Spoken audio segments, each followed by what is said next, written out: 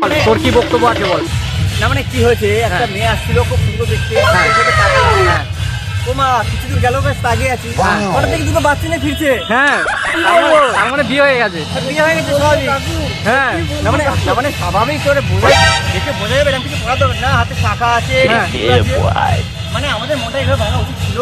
তুই ভাই সিঙ্গেল, তুই ভেবেছিস যে মালটা সিঙ্গেল আছে, হ্যাঁ, আর সেখানে দেখছিস মালটা ডুয়েট আছে। দুটো বাচ্চা নিয়ে ফিরলো। হ্যাঁ মানে গাই বাছুর সমেত।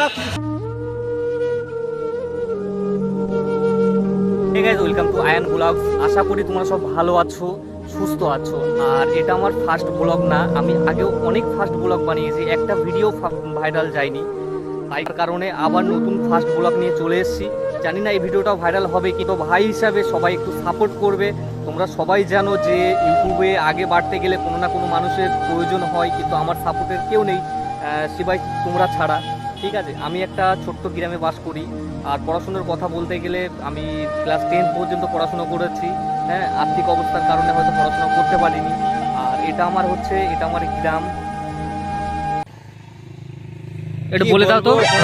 ভিউ হচ্ছে না, হ্যাঁ। ভাইরাল হচ্ছে না, ভিডিও কোনো টাকা আসছে না, হ্যাঁ। পাটটা লাগিয়েছি, কাটতে হবে, লোক লাগবে, চালাবো, টাকা পয়সা নেই। রোজ এক জামা গেঞ্জি পরে ভিডিও বানাচ্ছি, টাকা পয়সা আসলে গেঞ্জি জামা কিনবো, পাট কাটতে হবে, লোক। হ্যাঁ গাইজ, একটু বেশি বেশি করে চ্যানেলটা সাবস্ক্রাইব করে দাও, আর হচ্ছে যেন বেশি বেশি করে একটু ভিউজ আসে।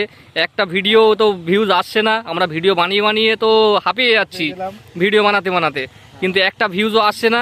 এটা হচ্ছে আমার গ্রাম। এই যে আমাদের ধান খেত, হ্যাঁ, এটা ধান কেটেছি, হ্যাঁ। ওই জন্য গাড়ি একটু কালো হয়ে গেছে। ওই আখ লাগিয়েছি, আখ বড় হলে কাটতে হবে গাইস। ওই সামনে হচ্ছে আখ, সামনে আখ আছে, টাকা পয়সা দরকার। কিন্তু আমাদের হচ্ছে এখন আর্থিক অবস্থার কারণে আমরা খুবই কষ্টের মধ্যে আছি।